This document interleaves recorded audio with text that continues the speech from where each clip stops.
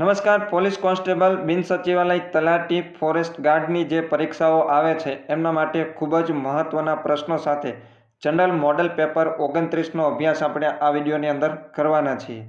આ તમામ પરીક્ષાઓ માટે ખૂબ જ મહત્ત્વના જે પ્રશ્નો છે એ પ્રશ્નોનો સમાવેશ કરી અને 50 પ્રશ્નોનું મોડલ પેપર તૈયાર કર્યું છે, જનરલ મોડલ પેપર, અને એનો અભ્યાસ આપણે આ વિડીયોની અંદર કરવાના છીએ। તો છેલ્લે સુધી જોજો અને આ વિડીયો પસંદ આવે તો લાઈક કરજો, શેર કરજો અને ચેનલને તમે સબસ્ક્રાઈબ ન કરી હોય તો સબસ્ક્રાઈબ કરી લેજો।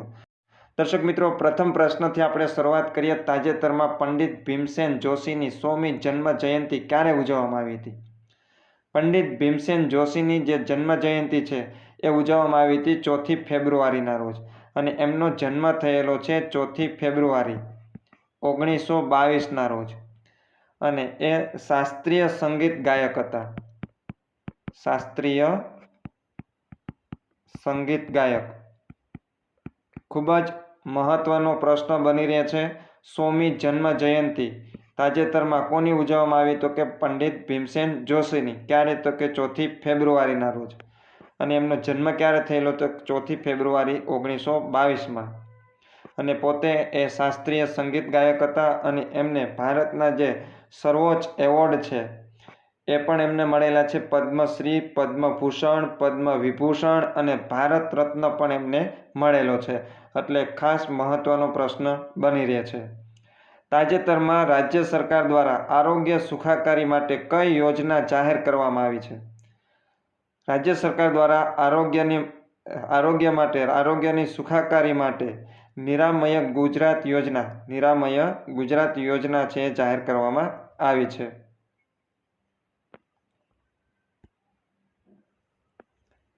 તે બાદ અમસ્તી મારી મહેનત પર ઘડીભર તો નજર કરજો, કહું છું ક્યાં કદી હું કોઈને મારી કદર કરજો। આ જે પંક્તિ છે ખૂબ જ પ્રખ્યાત પંક્તિ છે, અને આ પંક્તિ કોની છે? તો કે આ પંક્તિ છે અજીત કાદરી, અબ્દુલ અજીત કાદરી। એમની ખૂબ જ પ્રખ્યાત પંક્તિ છે અમસ્તી મારી મહેનત પર ઘડીભર તો નજર કરજો, કહું છું ક્યાં કદી હું કોઈને મારી કદર કરજો। ત્યારબાદ ગણિતને લગતો પ્રશ્ન છે। 6 સંખ્યાઓની સરેરાશ 30 હોય, 6 સંખ્યાઓની સરેરાશ કેટલી આપી છે? 30। દાખલા તરીકે 6 સંખ્યા A, B, C, D, E અને F, તો આની સરેરાશ આપને કેટલી આપેલી છે? 30। ખાસ પ્રશ્ન સમજો, હું તમને એકદમ શોર્ટ પદ્ધતિથી આ દાખલો સોલ્વ કરાવીશ। જો તેમાંથી એક સંખ્યા રદ કરવામાં આવે તો સરાસરી 28 થઈ જાય છે। કોઈ પણ એક સંખ્યા બાદ કરી દઈએ, દાખલા તરીકે આ છેલ્લી સંખ્યા છે ને બાદ કરી દઈએ તો કેટલી સંખ્યા વધે? 5 સંખ્યા વધે, A, B, C, D અને E, તો 5 સંખ્યા વધે છે, અને એની સરાસરી કેટલી થાય છે? 28। તો રદ કરેલી સંખ્યા કઈ હશે? હવે જો ગણિતની ભાષામાં આપણે દાખલો સોલ્વ કરવો હોય તો ધારો કે બાદ કરેલ સંખ્યા x છે, આવી રીતના આપણે લાંબી પ્રોસેસ કરવી પડે અને ઘણો બધો સમય પણ માગી લે, પરંતુ આપણે એકદમ શોર્ટ પદ્ધતિથી જો દાખલો કરીએ, 6 સંખ્યાઓની સરેરાશ કેટલી આપી છે? 30, તો 6 ગુણ્યા 30 કરીએ તો થશે 180, અને 5 સંખ્યાની સરેરાશ કેટલી આપી છે? 28, તો 5 ગુણ્યા 28 કરે તો થશે 140। હવે 180 માંથી 140 બાદ કરી દઈએ એટલે સીધો આપણને જવાબ મળી જાય 40, તો આપણો જવાબ બનશે D।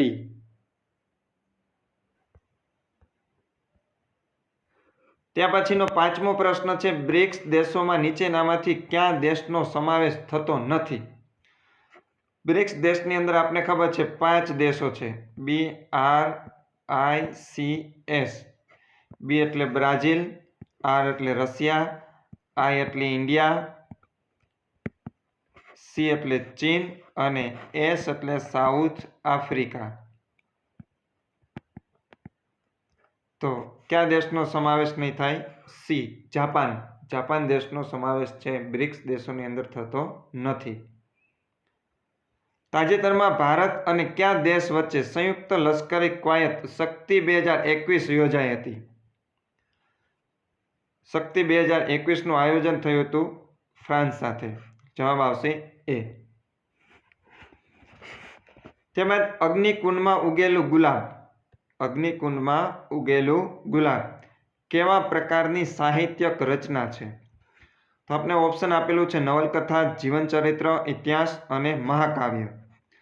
તો સૌપ્રથમ તો જે અગ્નિકુંડમાં ઉગેલું ગુલાબ એમની રચના કરનાર કોણ છે? તો કે એમની રચના કરનાર છે નારાયણભાઈ દેસાઈ.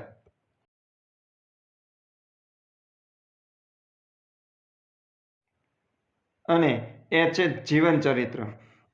જીવનચરિત્ર એ કોનું છે? તો કે એમના પિતા મહાદેવભાઈ દેસાઈ.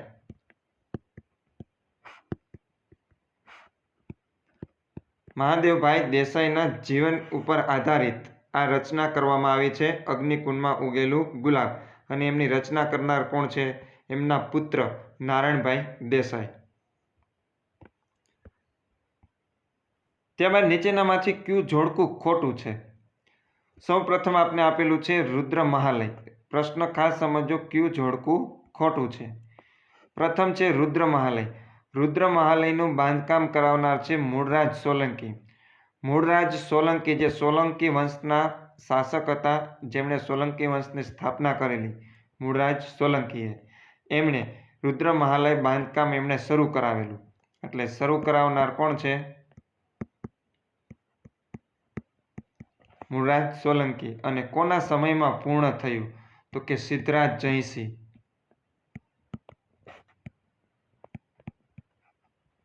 સિદ્ધરાજ જયસિંહના સમયમાં પૂર્ણ થયેલું એનું બાંધકામ. એટલે પહેલું જે જોડકું છે સાચું છે, રુદ્ર મહાલય મૂળરાજ સોલંકી. ત્યારબાદ ભદ્રનો કિલ્લો. ભદ્રનો કિલ્લો તૈયાર કરાવનાર છે અહમદ શાહ. અહમદ શાહ પ્રથમ. અને ક્યાં આવેલું છે? તો કે અમદાવાદ ખાતે, અમદાવાદ જિલ્લાની અંદર આ ભદ્રનો કિલ્લો આવેલો છે. અને એમનું બાંધકામ થયેલું છે 1411માં. 1411માં. ત્યારબાદ કુંભારિયાના દેરા. વિમલ મંત્રી. વિમલ મંત્રી એ કુંભારિયાના દેરા ખૂબ જ પ્રખ્યાત છે, આપણે વારંવાર પરીક્ષાની અંદર પૂછાય છે.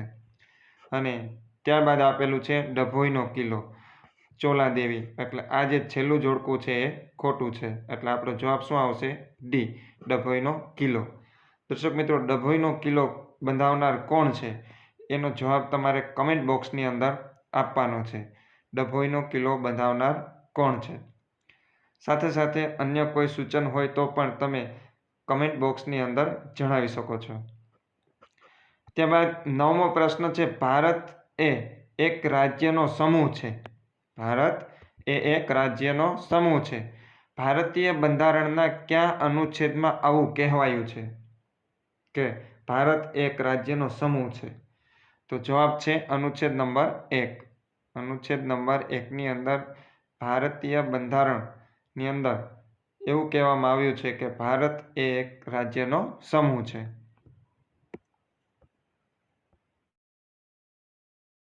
ભારતીય બંધારણમાં મૂળભૂત ફરજો એટલે કે મૌલિક કર્તવ્યોનો વિચાર ક્યાંથી લેવામાં આવ્યો છે? ભારતીય બંધારણની અંદર જે મૂળભૂત ફરજોનો જે વિચાર છે એ લેવામાં આવ્યો છે રશિયાના બંધારણમાંથી. એટલે આપણો જવાબ છે એ. મૂળભૂત ફરજો ક્યાંથી લેવામાં આવે છે? રશિયાના બંધારણમાંથી. જુદા જુદા દેશના બંધારણમાંથી આપણા ભારતીય બંધારણમાં જુદી જુદી બાબતોને લેવામાં આવી છે. અને એને લગતા પણ પ્રશ્નો ઘણી વખત પરીક્ષામાં પૂછાય છે. એમાં ખાસ કરીને અમેરિકાનું જે બંધારણ છે એમાંથી લેવામાં આવ્યું છે મૂળભૂત ફરજો, મૂળભૂત અધિકારો, મૂળભૂત અધિકારો.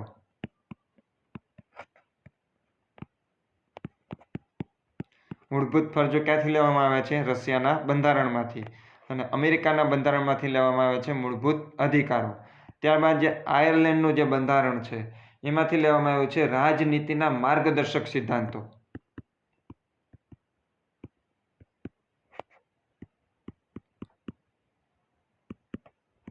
રાજનીતિના માર્ગદર્શક સિદ્ધાંતો. અને બ્રિટનનું જે બંધારણ છે એમાંથી લેવામાં આવ્યું છે એકલ નાગરિકની જોગવાઈ. એકલ નાગરિકની જોગવાઈ ક્યાંથી લેવામાં આવી છે? તો કે બ્રિટનના બંધારણમાંથી. ત્યારબાદ 11મો પ્રશ્ન છે કયા સુલતાને ગરીબોની મદદ માટે દીવાને ખેરાત બનાવ્યું હતું? દીવાને ખેરાત બનાવનાર છે ફિરોઝ શાહ તુઘલક. ફિરોઝ શાહ તુગલક કે જેમણે એમના સમયની અંદર જે ગરીબ લોકો છે એમની મદદ માટે દીવાને ખેરાત બનાવ્યું હતું.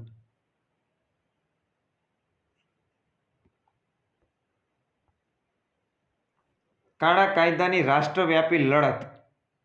કાળો કાયદો એટલે રોલેટ એક્ટ, જેમણે ગાંધીજીએ નામ આપ્યું હતું કાળો કાયદો. કાળા કાયદાની રાષ્ટ્રવ્યાપી લડત ચાલતી હતી ત્યારે કઈ પુસ્તિકા ખેડા જિલ્લામાં ગામે ગામ પહોંચતી કરવાનું કામ રવિશંકર મહારાજે કર્યું હતું? તો જવાબ છે આપણો સી, સ્વરાજ સેવા. સ્વરાજ સેવા નામનું જે પુસ્તક છે ખેડા જિલ્લાના જે ગામડાઓ છે ગામડાઓ સુધી પહોંચાડવાનું કામ કરનાર છે રવિશંકર મહારાજ. અને જે કાળો કાયદો છે એ કાળો કાયદો કોણે નામ આપ્યું હતું? ગાંધીજીએ. અને કયા કાયદાને નામ આપ્યું હતું? તો કે રોલેટ એક્ટ.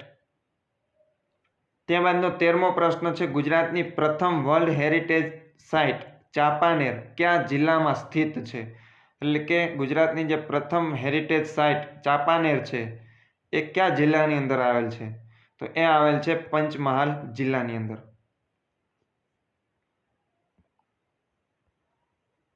ત્યારબાદ આગળનો પ્રશ્ન છે ઈસવીસન 1909ના રોજ લંડનમાં કોણે રિવોલ્વર દ્વારા કરઝન વાયલીનું ખૂન કર્યું હતું? કરઝન વાયલીનું ખૂન કરનાર છે મદનલાલ ધીંગરા. મદનલાલ ધીંગરા. સુપ્રીમ કોર્ટના આદેશ મુજબ ભારતના માસ્ટર ઓફ રોસ્ટર કોને કહેવામાં આવે છે? ભારતના માસ્ટર ઓફ રોસ્ટર તરીકે ઓળખાય છે chief justice of India. Chief justice of ઇન્ડિયાને ભારતના માસ્ટર ઓફ રોસ્ટર તરીકે ઓળખવામાં આવે છે. ત્યારબાદ જોડકા જોડો. આપને જુદા જુદા રાજ્યો અને એમનો વડું મથક આપેલું છે. સૌપ્રથમ આપ્યું છે અરુણાચલ પ્રદેશ. તો અરુણાચલ પ્રદેશ છે એમની સામે આવશે ઈટાનગર. ત્યારબાદ આસામ. આસામની સામે આવશે દિસપુર. ગોવા એમની સામે આવશે પણજી અને ઝારખંડની સામે આવશે રાંચી.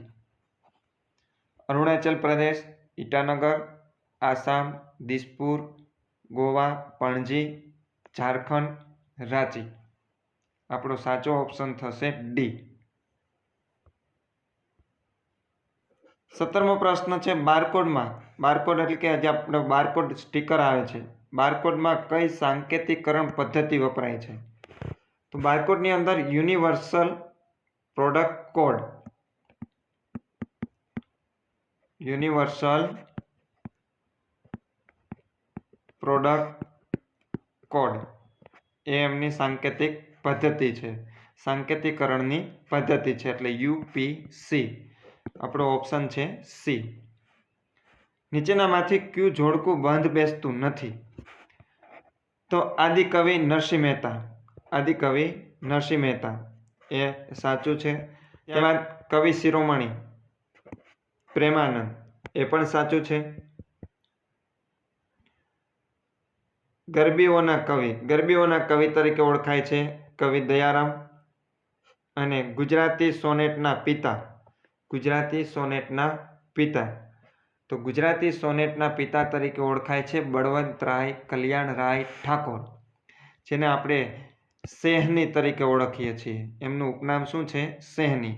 તો સુંદરમ આવશે નહીં, એટલે આપણો જવાબ શું બનશે? ડી. આદિકવિ નરસિંહ મહેતા, કવિ શિરોમણી પ્રેમાનંદ, ગરબીઓના કવિ દયારામ અને ગુજરાતી સોનેટના પિતા સેહની, જેમનું નામ છે બળવંતરાય કલ્યાણરાય ઠાકોર. અને એમનું ઉપનામ શું છે? એમનું તખલ્લુસ શું છે? સેહની. એટલે આપણો જવાબ શું આવશે? ડી. કયું જોડકું બંધ બેસતું નથી? લોધી વંશનો સ્થાપક કોણ હતો? તો લોધી વંશનો સ્થાપક હતો બહલોલ લોધી.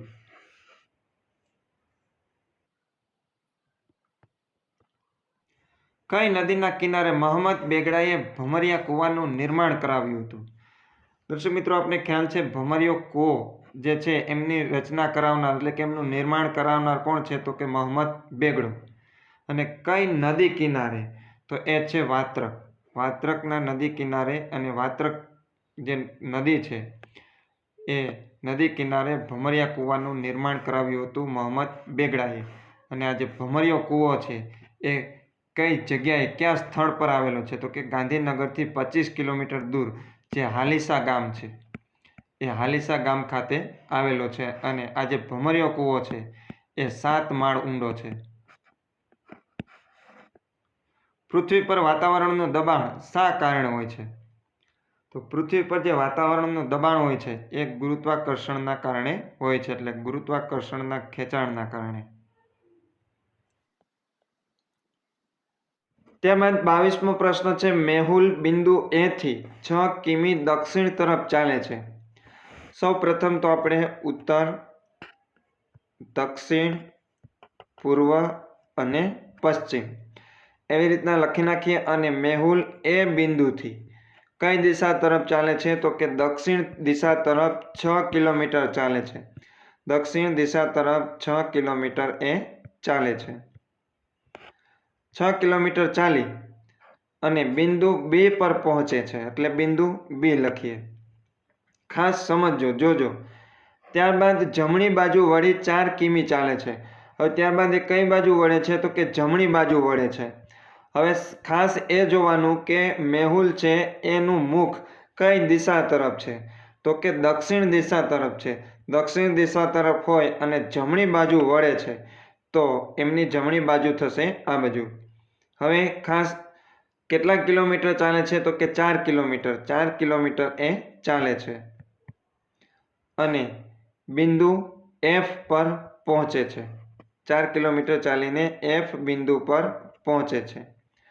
ત્યારબાદ જમણી બાજુ વળી 6 કિલોમીટર ચાલી બિંદુ C પર પહોંચે છે. ત્યાર પાછો જમણી બાજુ જ વળે છે, એટલે જમણી બાજુ વળે છે. કેટલા કિલોમીટર ચાલે છે? 6 કિલોમીટર. ખાસ એ બિંદુથી B બિંદુ તરફ જાય છે એનું અંતર કેટલું છે? 6 કિલોમીટર. તો F થી 6 કિલોમીટર ચાલે છે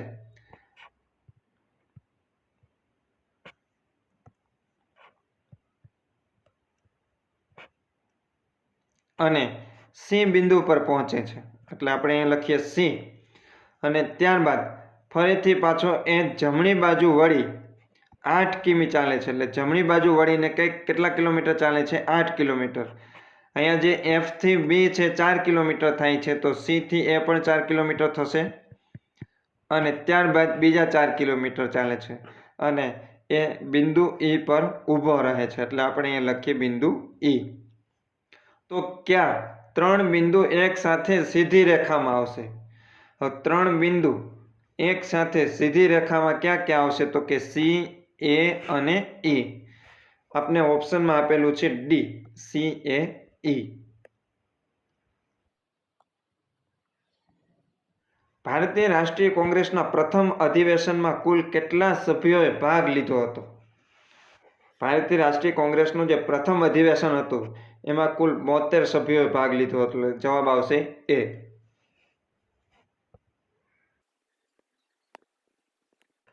સુક્તાન રોગ કયા વિટામિનની ઉણપથી થાય છે? દર્શક મિત્રો, સુક્તાન રોગ છે એ વિટામિન D ની ખામીથી થાય છે, એટલે જવાબ આવશે D, વિટામિન D. ભારતીય બંધારણના કયા અનુચ્છેદમાં રાજ્યની વિધાનસભાની રચના અંગે જોગવાઈ કરવામાં આવી છે? જે રાજ્યની વિધાનસભા છે એમની રચના અંગેની જોગવાઈ કરવામાં આવી છે ભારતીય બંધારણના અનુચ્છેદ નંબર 170 ની અંદર. અનુચ્છેદ નંબર 170. ક્ષેત્રફળની દ્રષ્ટિએ ભારતનું સૌથી મોટું રાજ્ય કયું છે? ક્ષેત્રફળની દ્રષ્ટિએ ભારતનું સૌથી મોટું રાજ્ય છે રાજસ્થાન. આગળનો પ્રશ્ન છે, ડોક્ટર બાબા સાહેબ આંબેડકરે કયા હકને બંધારણનો આત્મા કહ્યો છે? બંધારણની અંદર જે જુદા જુદા અધિકારો આપણે આપ્યા છે, સમાનતાનો અધિકાર, સ્વતંત્રતાનો અધિકાર, બંધારણીય ઇલાજનો અધિકાર, સાંસ્કૃતિક અને શૈક્ષણિક અધિકાર, જે બંધારણની અંદર જુદા જુદા અધિકારો આપણે આપ્યા છે એમાંથી કયા અધિકારને બંધારણનો આત્મા કહેવામાં આવ્યો છે ડોક્ટર બાબા સાહેબ આંબેડકર દ્વારા? તો એ છે બંધારણીય ઇલાજનો અધિકાર. અને આ જે બંધારણીય ઇલાજનો અધિકાર છે એ અનુચ્છેદ નંબર 32 ની અંદર આપેલો છે. અનુચ્છેદ નંબર 32. ત્યારબાદ સમાનતાનો જે અધિકાર આપને આપ્યો છે એ સમાનતાનો અધિકાર છે અનુચ્છેદ નંબર 14 થી 18. 14 થી 18. સ્વતંત્રતાનો જે અધિકાર છે એ સ્વતંત્રતાનો અધિકાર આપને આપવામાં આવ્યો છે અનુચ્છેદ નંબર 19 થી 22 સુધી. અનુચ્છેદ નંબર 19 થી 22 અને સાંસ્કૃતિક અને શૈક્ષણિક અધિકાર છે એ અનુચ્છેદ નંબર 29 અને 30 આપેલો છે. તો આ જે અધિકારો છે, અનુચ્છેદ છે, એ ખાસ યાદ રાખજો, પરીક્ષાની અંદર વારંવાર પૂછાય છે. વિશ્વ આરોગ્ય સંગઠન એટલે કે WHO વર્લ્ડ હેલ્થ ઓર્ગેનાઇઝેશનનું વડું મથક ક્યાં આવેલું છે? તો વર્લ્ડ હેલ્થ ઓર્ગેનાઇઝેશનનું વડું મથક આવેલું છે જીનીવા ખાતે.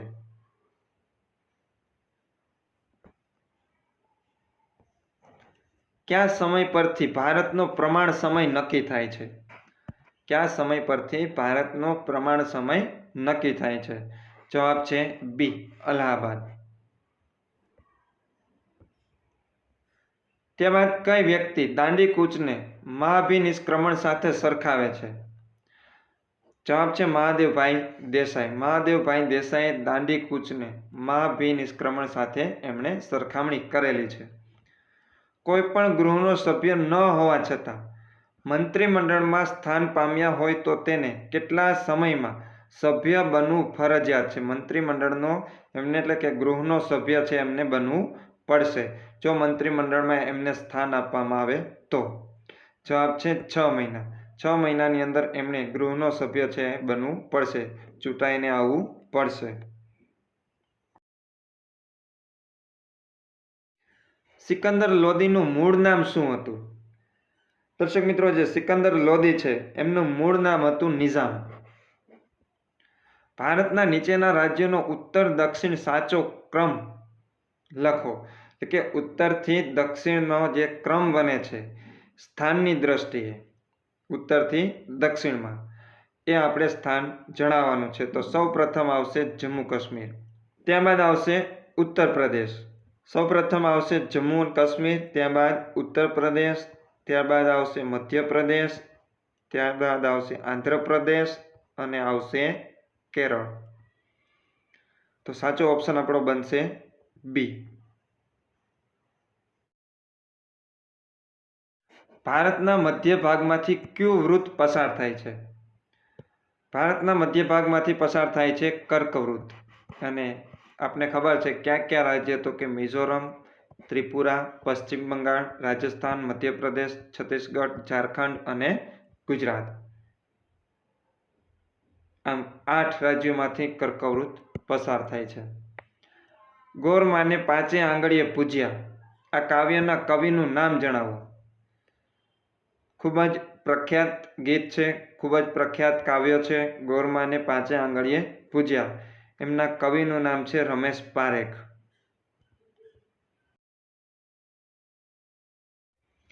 નીચેનામાંથી ક્યાં કવિએ ગુજરાતી ભાષાના ખંડ કાવ્ય સ્વરૂપના જનક તરીકે પ્રસિદ્ધિ પ્રાપ્ત કરી છે? ગુજરાતી ભાષાના ખંડ કાવ્ય સ્વરૂપના જનક તરીકે પ્રસિદ્ધ થયા છે કવિ કાંત. જવાબ છે એ.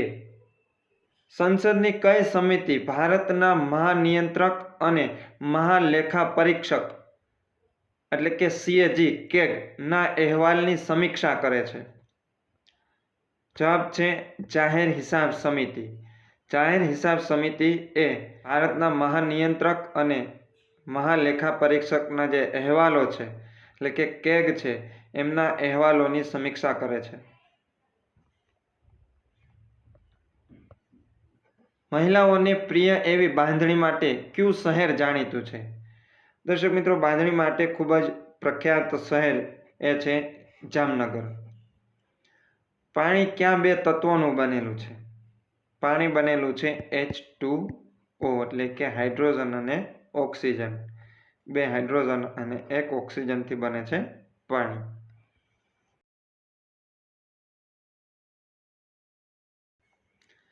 બંધારણ સભામાં ઉદ્દેશ્ય પ્રસ્તાવ કોના દ્વારા રજૂ કરવામાં આવ્યો હતો?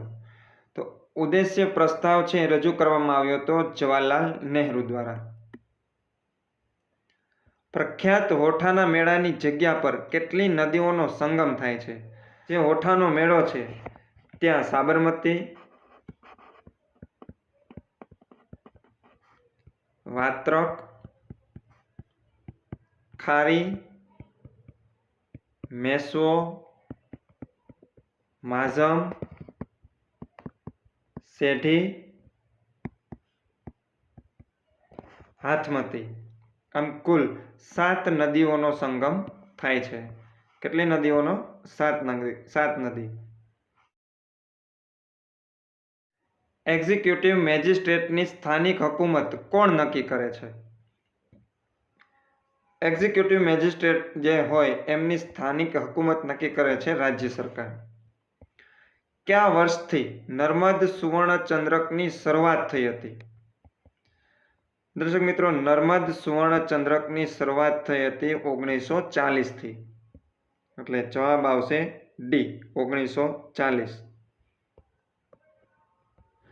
ત્યારબાદનો પ્રશ્ન છે પક્ષદ્રોહી સાક્ષી એટલે કોણ? ખાસ પોલીસ કોન્સ્ટેબલને લગતો પ્રશ્ન છે. પક્ષદ્રોહી સાક્ષી એટલે બોલનાર પક્ષકારની વિરુદ્ધ નિવેદન કરે.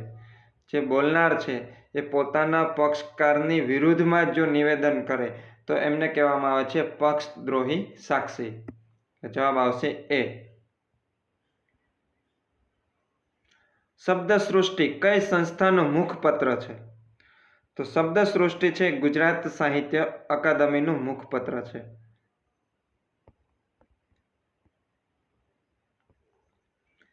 ઓગણીસો 5 બંગાળના વિભાજન દરમિયાન ભારતના ગવર્નર જનરલ કોણ હતા? 1905ની અંદર બંગાળના જે ભાગલા થયા તે દરમિયાન ભારતના ગવર્નર જનરલ તરીકે હતા lord Curzon. Lord Curzon. Narmada અને તાપીની વચ્ચે કઈ પર્વત શ્રેણી આવેલી છે? નર્મદા અને તાપી નદી છે એમની વચ્ચે કઈ પર્વત શ્રેણી આવેલી છે? જવાબ છે બી, સાપુતારા. ગુજરાતનો નાથ નવલકથાના લેખક કોણ છે?